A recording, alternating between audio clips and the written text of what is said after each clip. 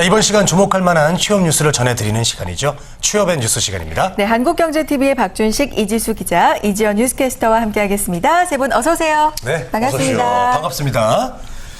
자, 먼저 우리 미남 기자, 이지수 기자께서 준비하셨죠? 네, 정부가 고용률 70%를 달성하기 위해서 다음 달 세제 지원 방안을 발표합니다. 또 예산 지원 방안도 조만간 마무리할 계획이라고 하는데요. 자세한 소식 잠시 후에 살펴보겠습니다. 네.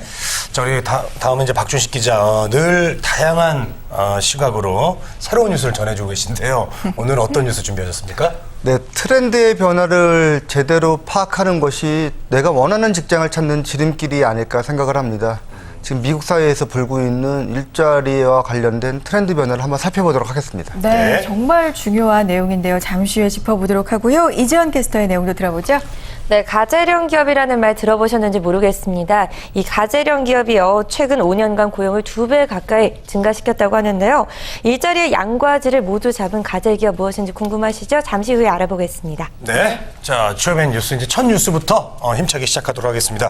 자, 이지수 기자, 고용률 70% 달성을 위한 세제 지원, 어떤 내용인가요? 네, 정부가 핵심 국정과제인 고용률 70% 달성을 위해서 이 디테일의 승부를 겁니다. 바로 이 세부 추진 과제를 내놓겠다는 건데 다음 달 관련 세제 지원을 발표를 하고요. 또 예산 지원도 마무리를 할 계획입니다. 26일 추경호 기획재정부 제1차관이 주재한 제1차 고용률 70% 달성 추진 점검회의를 열고 이 같은 결과를 발표를 했는데 이 정책이 제대로 실행되고 있는지 매주 이런 점검회의를 열고 이 결과를 바탕으로 경제장관 회의에서 발표를 할 예정이라고 합니다. 네. 정부가 다음 달 고용률 70% 달성을 위한 이 세제 지원 방안을 발표한다는 내용인데요. 네. 추진 현황이 어떤지 점검하는 회의에서 이제 이 같은 내용을 공표하는 건데 이 자리에서 또 어떤 새로운 얘기가 나왔는지 궁금합니다. 고용 창출의 시각에서 모든 것을 보겠다는 입장입니다. 그러니까 정책 기획부터 성과 평가까지 고용 창출이 제대로 되고 있는지를 살펴보겠다는 건데 이 로드맵에 포함된 세제 지원 방안을 다음 달 발표하고요. 또 예정된 세제 개편안에 포함시키고 예산 지원도 마련하겠다는 건데 그런 후속 조치들이 나오고 있습니다. 구체적으로 살펴보면 지난달 일자리 로드맵에서는 시간제 일반직 공무원을 채용할 당시에 양질의 시간제 일자리를 민간 부분을 확산하기 위해서 사회보험료 지원 등 인센티브를 확대할 것이라고 얘기를 했었어요. 그런데 이것을 이제 실행하기 위해서 시간제 일자리 사회보험료 지원 등의 예산 지원 방안도 조속히 마련할 방침입니다. 또 다음 달부터는 양질의 시간제 일자리 창출과 일학습 듀얼 시스템 등의 과제를 집중적으로 논의하고요. 빠른 시간 내에 이를 구체화하겠다는 계획입니다. 네. 듀얼 시스템 기대가 됩니다. 또 정책이 제대로 돌아가는지 영향을 평가하는 그런 시스템도 또 도입이 된다고요? 예, 기존에도 그런 시스템들이 있었어요. 정책이 발표가 되고 제대로 추진이 되고 있는지를 살펴보는 그런 제도들이 있었는데 네. 이번엔 그런 제도를 좀 더 강화하겠다는 입장입니다. 일자리 창출에 일자리 정책이 미치는 영향을 면밀히 분석해서 그 결과에 맞춰서 조금씩 수정 보완을 하겠다 이런 입장인데 어떠한 방식과 경로를 거쳐 몇 개의 일자리가 생기는지 정부는 명확하게 밝히겠다는 입장입니다. 이를 위해서 앞으로 격주로 로드맵 점검회의를 열고 이 추진 과제가 제대로 되고 있는지 또 월별로 핵심 과제가 어떻게 되고 있는지를 살펴보고 그 내용을 또 관계장관 회의에서 발표를 하고요. 그에 따른 후속 조치도 마련을 하겠다는 계획입니다. 네, 알겠습니다. 자, 고용률 70% 달성을 위한 세제 지원 노력에 대해서 들어봤는데요. 이 새로운 소식 들어오는 대로 더 자세하게 전해드리도록 하겠습니다. 네. 자, 다음은 박준식 기자의 내용 들어봐야 되는데요. 일자리와 관련된 트렌드 변화에 대해서 소개를 해주신다고 했거든요. 근데 얼핏 저희가 몇 달 상간에 이 트렌드 변화를 또 알아볼 수 있는 게 스펙추얼 얘기가 참 많이 나오고 있고요. 양질의 시간제 일자리 얘기도 많이 나오고 있거든요. 이것도 변화라고 봐야 되겠죠? 그런 부분들이 상당히 큰 변화의 하나고요. 제가 오늘 말씀드릴 특히 미국 쪽의 이 변화라는 거는 우리나라의 모든 정책들 100%는 아니지만은 미국식 제도를 도입한 게 많이 있습니다. 그리고 미국의 어떤 선진 문화 시스템이라든지 경제 시스템을 도입을 해서 우리나라에 적용을 하고 있는 경우가 많기 때문에 어떤 미국이 먼저 지금 진행되고 있는 상황에 따라서 우리나라가 그대로 모방되거나 아니면 비슷한 추세를 겪고 있는 그런 부분들이 많이 있습니다. 일자리 부분에서도 그런 부분이 있습니다. 그래서 미국의 어떤 상황을 살펴보는 건 중요한데요. 오늘 살펴볼 부분은 지난주에 잠깐 소개했지만은 이 MBA 출신들이 상당히 예전만큼 각광을 받지 못하고 오히려 홀대를 당하고 있다라는 그런 변화의 모습입니다. 네. 네. 저도 뭐 주변에 이제 MBA 하고 오신 분들이 참 몇 명 있어요. 네. 예, 근데 이렇게 좀 취업이 좀 많이 힘든 것 같아요. 그래서 요즘은 어때요? 요즘은 MBA가 정말 예전만큼 예전에 비해서 느낌상으로는 100분의 1도 대접을 못 받는 것 같습니다. 제 때만 해도 MBA 갔다 오면은 무조건 상당히 좋은 기업이라든지 좋은 일자리를 찾을 수 있었는데 MBA 갔다 왔다고 해서 옛날처럼 벼슬이 못 되는 상황이고요. 미국 내에서 이런 현상들이 상당히 뚜렷합니다.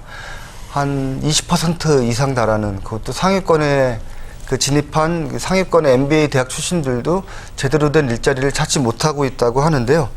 지금 미국을 보면은 워낙 상태가 몇 년 동안 안 좋았어가지고 조금의 이 호전된 지표만 보더라도 상당히 이렇게 호들갑을 떠는 그런 모습을 보이고 있는데 지금 미국이 그렇습니다. 상당히 지표상으로 좋아지고 있는데 그 내용을 보면은 이런 MBA 출신들이라든지 아니면 고연봉의 그런 직군들이 아니고 우리나라와 비슷하게 이 건설이라든지 아니면은 저임금 소득자의 일자리만 조금 늘어나는 그런 모습을 보이고 있습니다. 예. 그렇군요. 그러니까 예. 미국 내에서도 연봉도 좀 높고 안정적인 이른바 좀 좋은 일자리라고 말할 수 있는 일자리가 늘지 않고 있다, 줄고 있다 이렇게 봐도 될까요? 네. 좋은 일자리, 고연봉 일자리 자체가 절대적으로 이 세계 금융위기 이후에 절대적으로 줄었고요. 네. MBA 출신들이 가는 자리를 봤더니 IT 쪽에 진출하는 경우가 상당히 많이 있다고 합니다. 네. 네, 물론 IT 쪽에서도 어떤 금융이라든지 경제, 경영에 관련된 자리는 있지만은 직접 관련된 직장보다는 IT 쪽, 그나마 성장성이 있는 그쪽으로 진출을 하고 있고, 그나마 더 들어가는 회사들이 설립된 지 채 1년이 되지 못하는 신생기업. 예전에는 MBA 출신들은 이런 기업들은 쳐다도 안 봤었거든요. 예, 이런 기업이라도 들어가는 게 다행인 것이 지금 미국의 상황이라고 합니다. 네, 그렇군요. 혹시 뭐 또 다른 변화가 있습니까? 미국이나 우리나라나 상당히 집에 관련된 부담들은 물론 미국 우리나라에 없는 제도, 우리나라만 있는 제도죠. 뭐 전세, 월세 그런 거 없이 다 렌트제를 하기 때문에 집 걱정이 없다고 하지만은 그래도 집 구매에 대해서는 젊은 층이 상당히 큰 소유 욕구가 있어가지고 좀 그런 부분이 주택 경기에 상당히 큰 좀 지지대 역할을 했었는데 미국에서는 보통 18세부터 우리나라처럼 이렇게 대학을 졸업하고 직장을 다니는 게 아니기 때문에 보통 18세 이상만 되면은 사실은 주택 구매자라고 보고 있습니다. 그래서 30대 초반 중반 때까지도 어떤 그런 이 주택 구매와 관련된 경제력 지지 기반을 대고 있었는데 집을 안 산다고 합니다. 살 수가 없는 게 집을 살 만한 여력도 없고요. 집을 살 만한 급여를 받을 직장을 들어가지 못하는 게 우리나라보다 더 심하다고 합니다. 네, 알겠습니다. 네. 자, 이지원 캐스터의 소식 이제 들어볼 텐데요. 가젤 기업에 대한 내용 준비하셨다고요. 가젤, 동물 아닌가요? 가젤 기업이 예, 뭔가요? 가젤. 네. 네, 맞습니다. 동물 이름이 맞는데요. 제가 천천히 설명을 드리겠습니다. 네. 국내 일자리 창출을 주도하는 가젤 기업의 고용 증가율이요. 최근 5년 사이에 2배 가까이 뛴 것으로 나타났습니다. 이 가젤 기업 정확히 뭔지 궁금하실 텐데요. 예. 빠른 성장과 높은 고용 증가율을 보이고 있는 일자리 창출 상위 10% 기업의 이 중소 중견 기업군을 일컫는 말입니다. 대부분 매출액이나 직원 수가요. 이 3년 연속 평균 20% 이상 성장하는 기업을 지칭을 하는데요.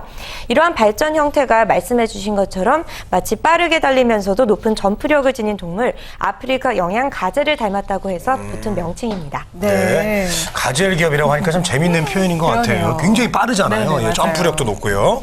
우리나라에는 이런 가젤 기업이 많나요? 네, 산업연구원이 발표한 이 보고서에 따르면요, 우리나라 가젤 기업의 평균 종사자 수가 2007년에는요, 191명에서 2012년에는 371명으로 5년 새에 약 2배가량 증가를 했습니다. 중소기업에 속했던 가젤 기업이 5년 만에 중견 기업으로 성장을 한 것인데요.